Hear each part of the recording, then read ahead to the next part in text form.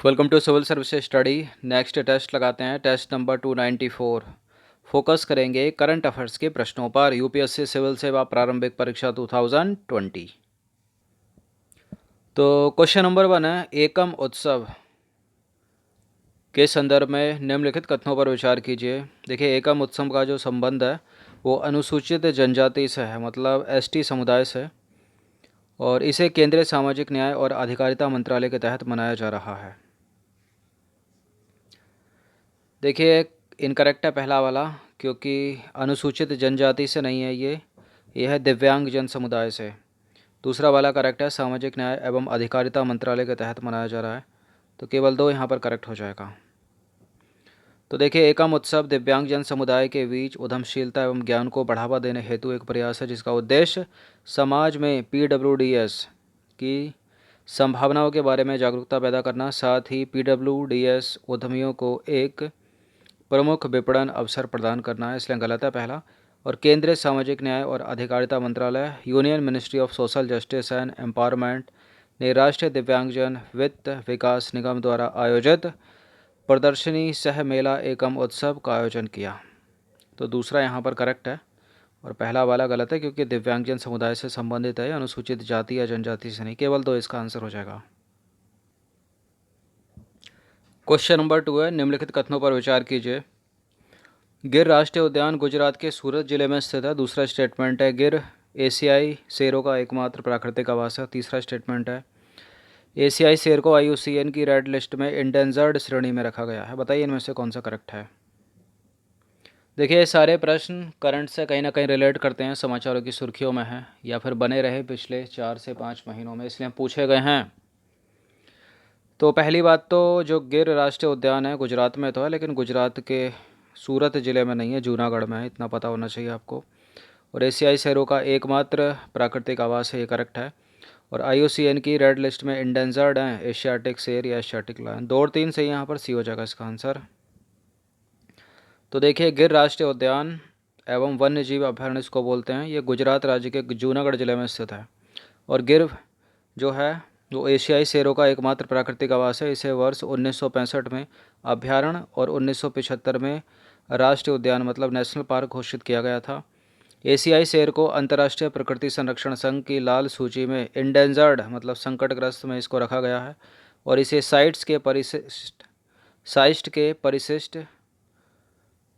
परिशिष्ट 1 मतलब appendix first में इसको रखा गया, जबकि भारतीय वन्य जीव संरक्षण अधिनियम 1972 के तहत अनुसूची 1 में इसको रखा गया है। तो साइट्स के अपेंडिक्स फर्स्ट में है ये, और वन्य जीव संरक्षण अधिनियम 1972 की अनुसूची 1 में है, 1 में है दोनों। एक प्रश्न है यहाँ पर, क्वेश्चन नंबर 3 है, निम्नलिखित में से कौन सी जैव चिकित्सा अवशिष्ट की श्रेणी नहीं है। येलो श्रेणी, ग्रीन श्रेणी, ब्लू श्रेणी और वाइट श्रेणी। कौन सी इसमें श्रेणी नहीं है। देखिए, येलो इसमें है, येलो श्रेणी है, इसमें ब्लू श्रेणी है, वाइट श्रेणी है, लेकिन इसमें ग्रीन श्रेणी नहीं है।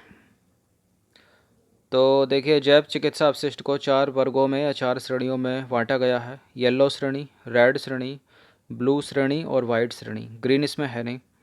येलो श्रेणी, इसमें पशुओं के शारीरिक अपशिष्ट, मिट्टी का कचरा और एक्सपायर्ड दवाएं हो गई, रासायनिक कचरे हो गए, रासायनिक तरल अपशिष्ट हो गए, सूक्ष्म जीव विज्ञान, जैव प्रौद्योगिकी और अन्य नैदानिक प्रयोगशाला अपशिष्ट इसमें शामिल हैं।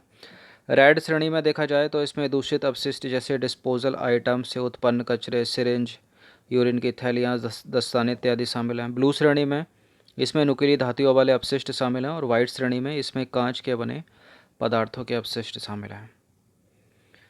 क्वेश्चन नंबर 4 है, निम्नलिखित में से कौन प्राय समाचारों में देखे जाने वाला शब्द तीसरा ध्रुव थर्ड पोल की सही व्याख्या करता है। क्या है थर्ड पोल इनमें से। क्या भूमध्य रेखा पर अवस्थित एक बिंदु है जिसे पृथ्वी का केंद्र माना गया है, या चंद्रयान 2 लैंडिंग है, क्या है। तो यह है, देखिए, यह पृथ्वी पर स्थायी हिम आवरण का तीसरा सबसे बड़ा क्षेत्र है। इसका आंसर हो जाएगा ऑप्शन नंबर बी। तो हिंदू कुश हिमालय क्षेत्र को तीसरा ध्रुव भी कहा जाता है, क्योंकि यह उत्तरी और दक्षिणी ध्रुव के बाद स्थायी हिम आवरण का तीसरा बड़ा क्षेत्र है।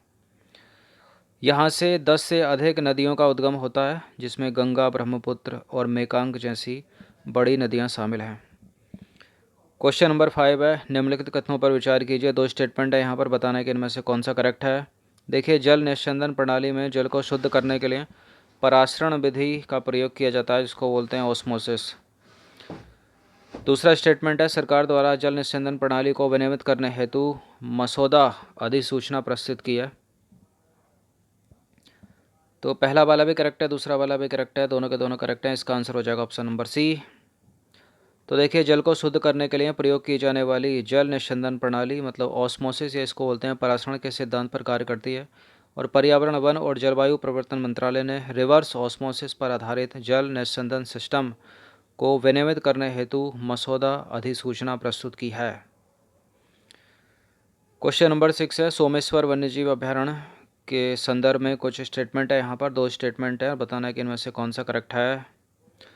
तो सोमेश्वर वन्यजीव अभयारण्य तमिलनाडु राज्य के तिरुचिरापल्ली डिस्ट्रिक्ट में स्थित है और इसे वर्ष 1974 में वन्यजीव अभयारण्य घोषित किया गया था। कौन सा करेक्ट है बताइए। देखिए दूसरा वाला करेक्ट है, इसे 1974 में 1974 में वन्यजीव अभयारण्य घोषित किया गया था। किसे? सोमेश्वर वन्यजीव अभयारण्य को। पहला गलत है क्योंकि कर्नाटक के उडुपी डिस्ट्रिक्ट में है, ना कि तमिलनाडु के तिरुचिरापल्ली में। केवल 2 इसका करेक्ट है।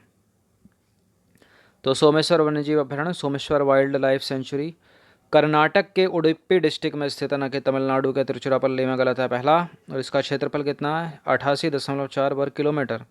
पश्चिमी घाट में स्थित इस वन्यजीव अभयारण्य को वर्ष 1974 में वन्यजीव अभयारण्य घोषित किया गया था। इस अभयारण्य के 2 असंबद्ध भाग हैं। छोटा भाग मुख्य भाग के दक्षिण पश्चिम में स्थित है। क्वेश्चन नंबर 7 है, मिजरी इंडेक्स के संदर्भ में विचार कीजिए। इस इंडेक्स को अर्थशास्त्री आर्थर ओकुन द्वारा विकसित किया गया था और यह इंडेक्स किसी देश में मुद्रास्फीति और बेरोजगारी की दर को जोड़कर निकाला जाता है। कौन सा करेक्ट है इसमें? मिजरी इंडेक्स के संदर्भ में दोनों के दोनों करेक्ट हैं। ये बेरोजगारी और इन्फ्लेशन अर्थव्यवस्था मुद्रास्फीति दर को जोड़कर निकाला जाता है। तो सी हो जाएगा इसका उत्तर। तो देखिए मिजरी इंडेक्स को अर्थशास्त्री आर्थर ओकुन द्वारा विकसित किया गया। यह इंडेक्स 1970 के शुरुआती दशक में संयुक्त राज्य अमेरिका की आर्थिक स्थिति को मापने के कारण लोकप्रिय हुआ। यह इंडेक्स किसी देश में मुद्रास्फीति मतलब इन्फ्लेशन और बेरोजगारी की दर को जोड़कर निकाला जाता है। इस सूचकांक का परिणाम जितना अधिक होगा, देश के नागरिकों की स्थिति उतनी ही दयनीय होगी, मतलब खराब होगी। क्वेश्चन नंबर 8 है, निम्नलिखित कथनों पर विचार कीजिए। 2 स्टेटमेंट एक बार फिर से बताना है कि इस बार कौन सा गलत है। असत्य है। होम्योपैथी की खोज doctor Christian Friedrich Samuel Hahnemann ने की थी और होम्योपैथी समरूपता के दवा सिद्धांत पर आधारित एक चिकित्सा पद्धति है। करेक्ट है दोनों के दोनों स्टेटमेंट। तो हमको गलत तो इसमें कोई है नहीं, तो इसका उत्तर हो जाएगा डी, ना तो 1 और ना ही 2।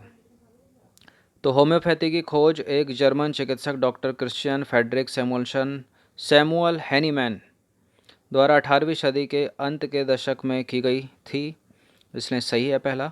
और यह समम शमयति या समरूपता दवा सिद्धांत पर आधारित एक चिकित्सकीय प्रणाली है, अर्थात इस चिकित्सा पद्धति में किसी स्वस्थ व्यक्ति में प्राकृतिक रोग का अनुरूपण करके समान लक्षण उत्पन्न किया जाता है, जिससे रोगग्रस्त व्यक्ति का उपचार किया जा सकता है। क्वेश्चन नंबर 9 है, OCI कार्ड धारकों के संदर्भ में निम्नलिखित कथनों पर विचार कीजिए। निम्नलिखित OCI श्रेणी की शुरुआत भारत सरकार ने 2005 में की थी और इन्हें भारत में मतदान और सरकारी नौकरी प्राप्त करने का अधिकार होता है। ये भारत का दौरा करने के लिए बहुउद्देशीय आजीवन वीज़ा प्राप्त कर सकते हैं। कौन सा इसमें गलत ढूंढना है हमको। देखिए जो OCI कार्ड धारक हैं, इस श्रेणी की शुरुआत भारत सरकार ने 2005 में की थी, ये सही है। लेकिन ये भारत में ना तो मतदान कर सकते हैं और ना ही ये सरकारी नौकरी पा सकते हैं। गलत है ये वाला, दूसरा वाला स्टेटमेंट। तीसरा वाला सही है, भारत का दौरा करने के लिए बहुउद्देशीय आजीवन वीज़ा प्राप्त कर सकते हैं। 1 और 3 यहाँ पर करेक्ट हो जाएगा, लेकिन इनकरेक्ट हमको ढूंढना, तो 2 गलत है यहाँ पर। तो देखिए ओवरसीज सिटीज़न ऑफ इंडिया इसका फुल फॉर्म है। OCI की श्रेणी को भारत सरकार द्वारा 2005 में शुरू किया गया। OCI कार्ड धारक को भारत में मतदान और सरकारी नौकरी प्राप्त करने का अधिकार नहीं है।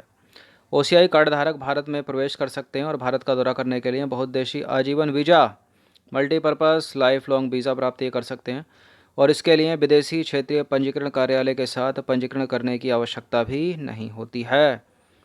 तो देखिए इनको सरकारी नौकरी नहीं मिल सकती, ना ये मतदान कर सकते OCI कार्ड धारक।